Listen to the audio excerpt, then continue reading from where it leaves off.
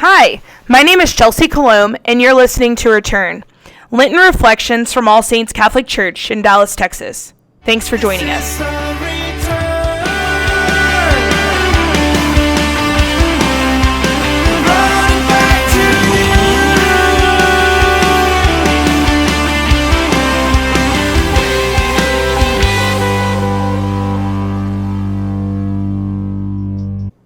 Welcome back, everybody, to Return, where we take time each day to prepare our hearts for Easter and our souls for heaven.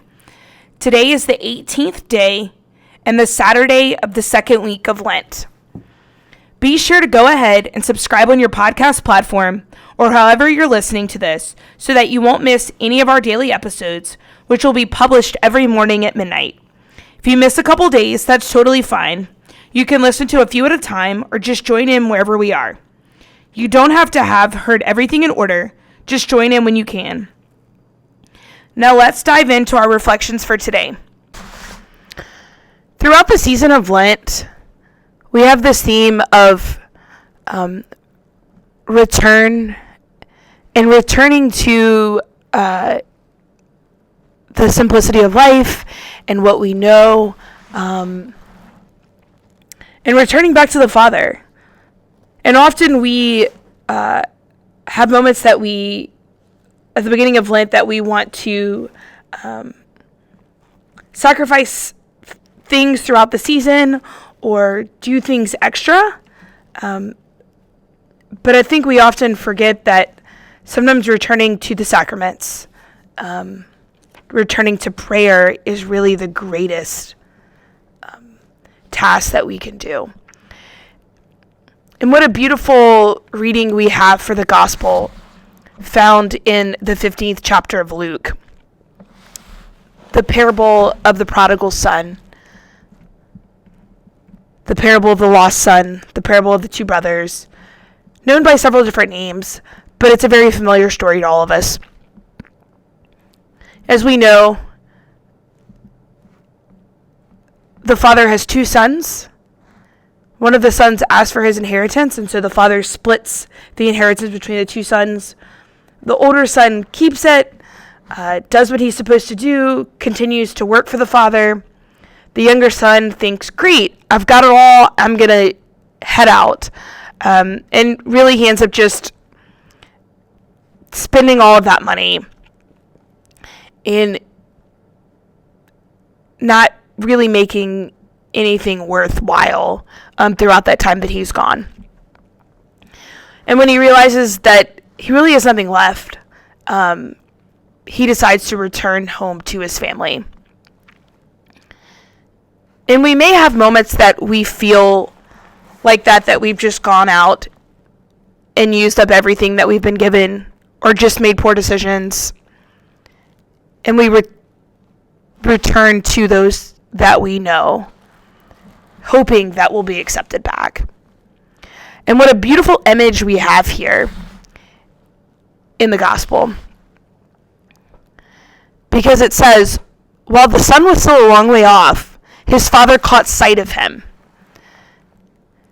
Which means the son didn't go and knock on the door and have the excitement of the father opening the door. The father had been waiting at the end of the gravel road, at the edge of his property, waiting for his younger son to come back. He knew eventually that his son was coming back, and he was going to wait for it. With his arms wide open, he embraced his son, and we forget that that's what the Father is going to do for us each and every time that we return. No matter whether we've been gone for a few days, a few weeks, a few years. And no matter what we've done or decisions we've made or things we haven't done, or whether we feel like we've squandered off our life's inheritance, the Father will still be waiting for us. God will still be waiting up for us with open arms. He continues to wait for us in the sacrament of reconciliation. Return home to the Father this Lenten season.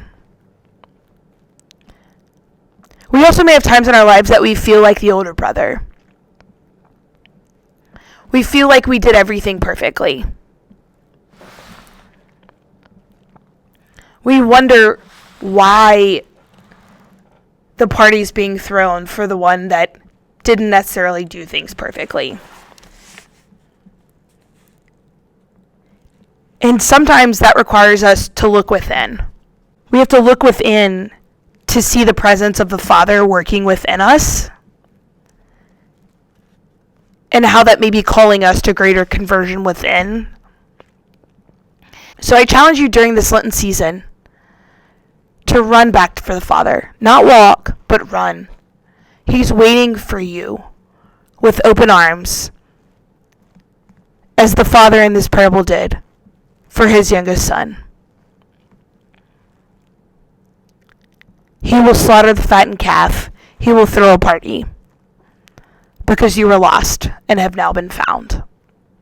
Thanks for joining us for Return today. Be sure to join us again tomorrow for day 19. God bless.